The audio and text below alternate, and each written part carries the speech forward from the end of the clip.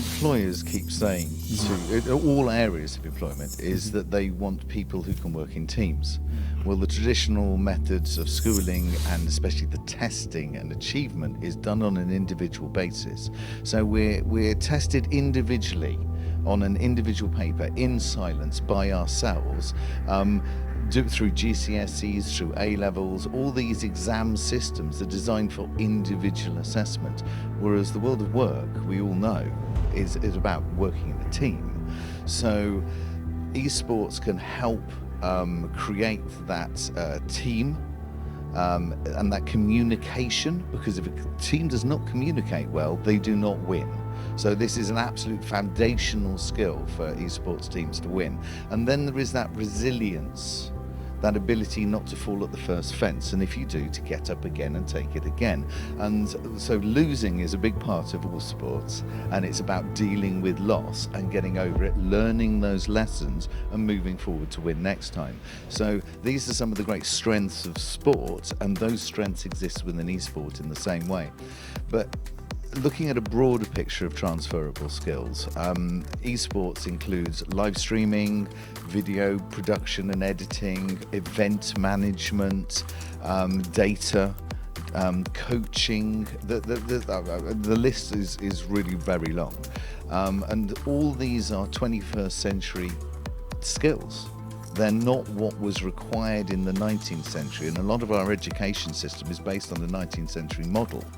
And people like their comfort zone, and the world is changing faster. Everybody recognizes that, but they're not doing much about it. And those that are jumping up and down and shouting, we need to change things quickly, like for data, and we're beyond the point whereby we should already have those skills embedded.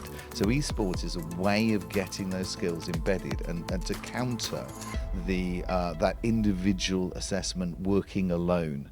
There was one American professor, and bearing in mind they have general education up to the age of 18, and we basically stop it at 16, or in some respects before, where students actually drop subjects.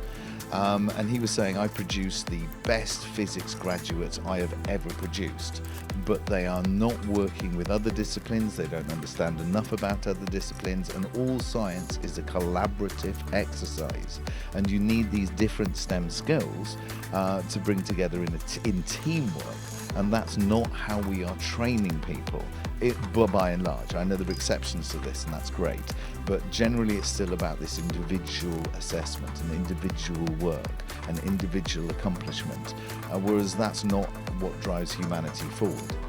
The great things about humans is we are the cooperative ape, and that cooperation, working together, that gives us power, that creates, that invents. All of these things are about teamwork, and esports is very much centered on that, as opposed, again, I'm going to bring up the casual gaming and the image a lot of people have of games. Esports is a way out of that in a very, very positive way. So it engages young people, it hooks them in to using data, because data will help them win, to being fit. They're more likely to go to the gym because their heroes are fit, their heroes have good nutrition, their heroes, they have these model characteristics that we would like our students to have. So generally I think people in the most part don't understand that these benefits exist within esports, and they treat the word soft skills always gets me. It's called soft skills, and employers keep saying we want soft skills. What are soft skills? They're these things I've just been talking about. They're not soft. They're about the hardest skills you can manage. Working in a team, achieving in that way, and dealing with being robust and dealing with loss and getting over it. These are the things that young people don't have enough experience of in general. And so by introducing that in a controlled, safe environment, and we may get onto that safeguarding and things later, within a controlled, safe environment, it is really, really positive. And the young people want to learn. And I think the wanting to learn and being hooked in by something they're already engaged in at one level or another, it is a way of bringing education into their interest rather than going, here's something you need to learn. Here is something you have to learn. And it also has this wonderful thing, and being from IT and creative IT, I've taught that for many, many years. Not being the expert, not having the teacher at the front of the room going, this is what you need to learn, but by going, experiment, do this, oh wow, I'm learning too. Handing over that ownership of their learning to the student is massively empowering to the student. Within esports, there are many, many roles. So you have a social media manager. Social media skills, I mean, that is a 21st century skill. Everybody needs social media skills if they're in business.